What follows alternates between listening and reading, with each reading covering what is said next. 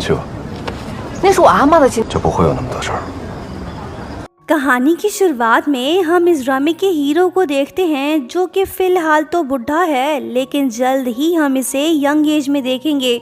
नाम है लीशन, जो सालों से एक पुरानी फैक्ट्री के मेल बॉक्स के पास बैठा किसी के लेटर का इंतज़ार कर रहा है। मेल बॉक्स को भले ही जंग लग चुका है, लेकिन ओल्ड लीशन के लिए ये किसी अनमोल ख़जाने से कम नहीं, एक वादा जो वफा ना हो सका। उस लेटर में पुराने दिनों की यादें, कुछ अधूरे अरमान और दिल का दर्द जो उसने अपने अंदर समेटा हुआ है। इसी वजह से वो मेल बॉक्स से चिपका रहता है, इधर उधर नहीं हिलता। बेटी को अपने बाप की फिक्र है, लेकिन इसे समझ नहीं आ रहा कि आखिर इसके डैड क्यों इतना जिद कर रहे हैं एक ऐसी जगह के लिए जो जल्द ही डिमोलिश होने वाला है। इसलिए शिंजू चाहती है कि वो अपने डैड को बीजिंग ले जाए। इसी वजह से बाप बेटी के बीच बहस शुरू हो गई। आखिरकार शिंजू तंग आकर अपने डैड से पूछ ही लेती है कि पापा, आप रोज किसके खत का इंतजार करते हो? बताइए, आपको लेटर्स कौन भेजता है? डैड बोलते हैं कि मैं खत का इंतज़ार नहीं करता, मैं खुद भेजता हूँ। बेटी भी जिद पर अड़ गई, लेकिन डैड तो इसके साथ जाने को तैयार ही नहीं। वो अपने रूम में चले गए, जहाँ उन्होंने पेन उठाकर बड़े सब्र और प्यार से एक प्रेम पत्र लिखने लगे। हर अल्फाज में उसका दर्द और यादें बसी हुई हैं। अगली सुबह शिंजू उठकर तैयार हो गई ताकि अपने डैड को बीजिंग ले जा सके, पर जैसे ही वो कमरे में गई तो उसने देखा कि डैड तो वहाँ पे है ही नहीं। सिर्फ एक विदाई का खत टेबल पे पड़ा है, जिसके हर अल्फाज में गहरा प्यार और मजबूरी लिखी हुई है। ये देख शिंजू घबरा गई और सीधा पुलिस के पास जा पहुंची ताकि अपने डैड को तलाश कर सके। जब वो वापस जाने लगी तो फैक्ट्री के सिक्योरिटी गार्ड ने इसका रास्ता रोक लिया और पूछने लगा कि क्या तुम अपने डैड को ढूंढ रही हो?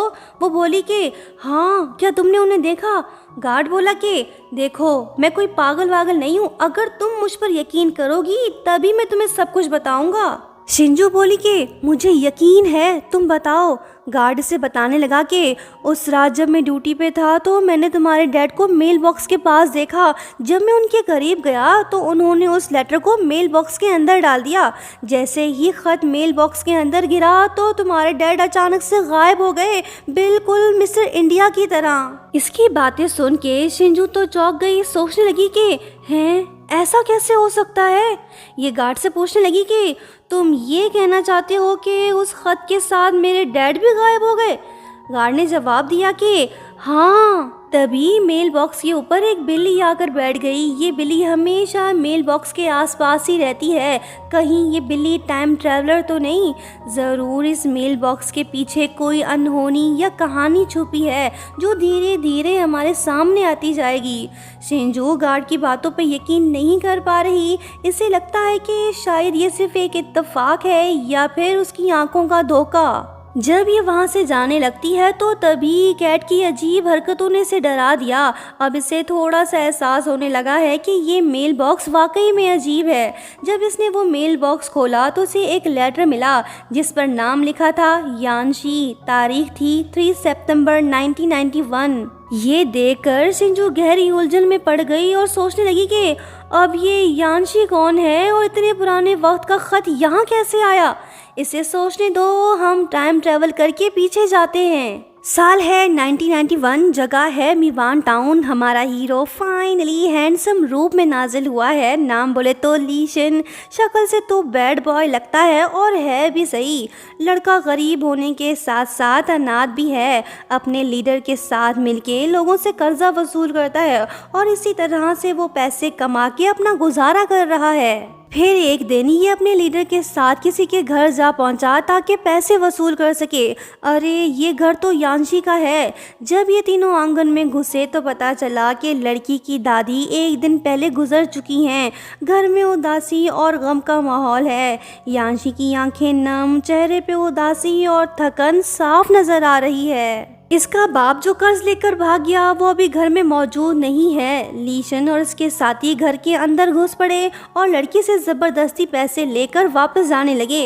ये देख यानशी तो गुस्सा हो गई। दादी को गुजरे सिर्फ एक ही दिन हुआ और ये लोग घर लूटने आ गए। यांशी उनके पीछे पड़ गई और उन्हें रोकने की कोशिश करने लगी, लेकिन एक कमजोर सी लड़की इन गुंडों का मुकाबला भला कैसे कर सकती है। तनाव बढ़ सा गया। यांशी पत्थर उठा के लीडर को मारने लगी, लेकिन तभी लीशन ने इसे रोक लिया और उससे कहने लगा कि हम किसी और का काम कर रहे हैं, तुम बिला वजह अपनी जान खतरे में मत डालो, तुम ये संभाल नहीं पाओगी।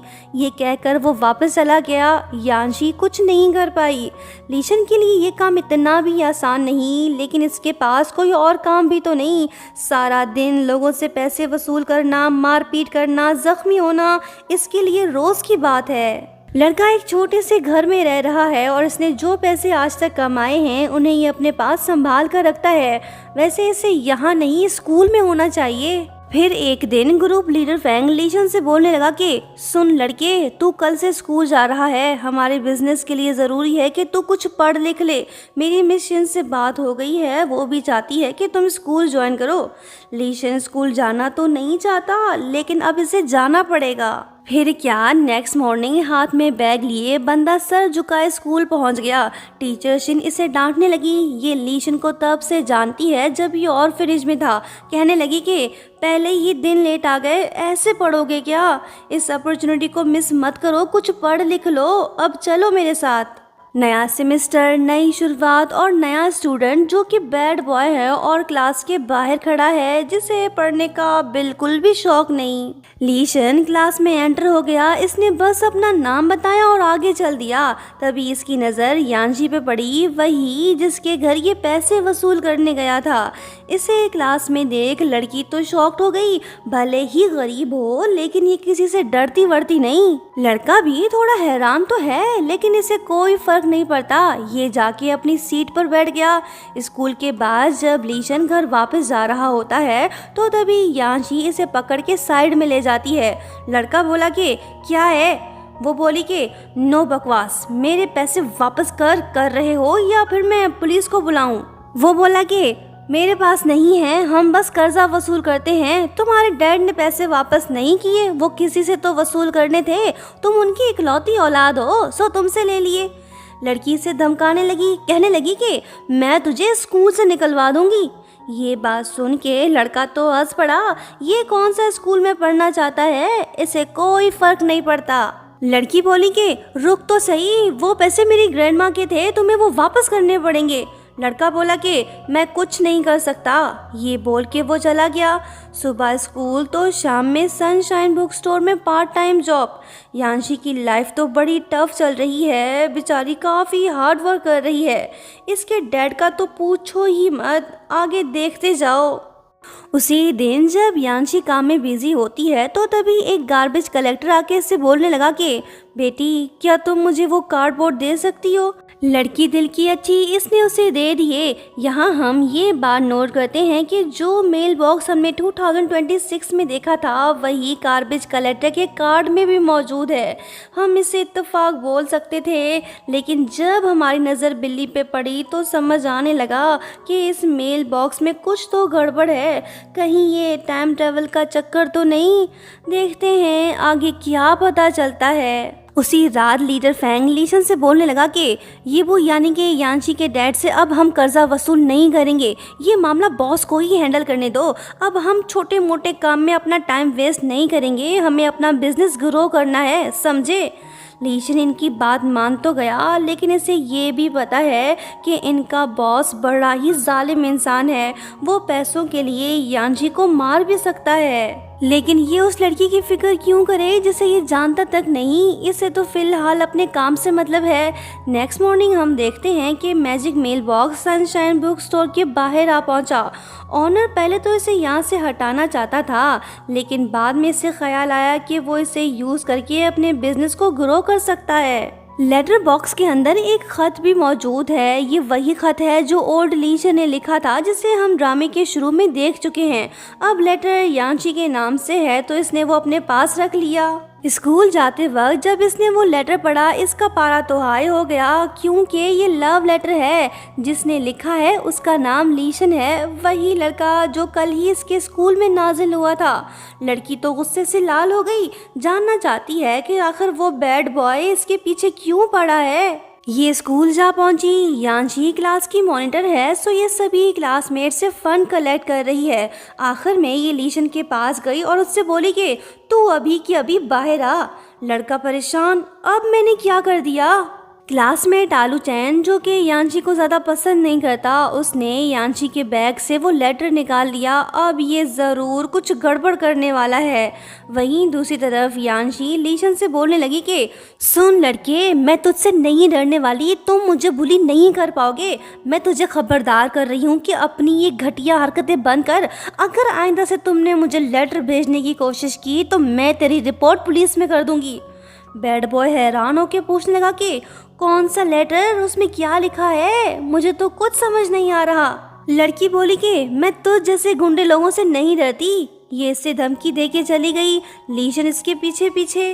क्लास का माहौल आलू चैन ने थोड़ा सा रोमांटिक बना दिया। ये लव लेटर को सभी क्लासमेट्स के सामने ऊंची आवाज में पढ़ने लगा। जैसे ही यांशी ने ये सब देखा तो वो उससे लेटर छीनने लगी। आलू चैन इसका मजाक उड़ाने लगा। बैड बॉय लीशन भी क्लास में आ पहुंचा। जब इसने आलू चैन को लात मारी तो उसका सॉफ्टवेयर अपडेट हो गया।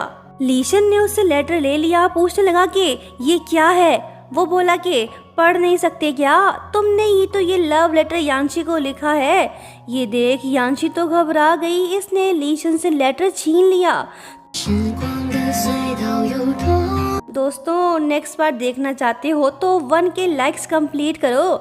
लाइक, शेयर, सब्सक्राइब और हाँ, प्यारा सा कमेंट करते हुए जाना। Thank you so much for watching. Bye bye.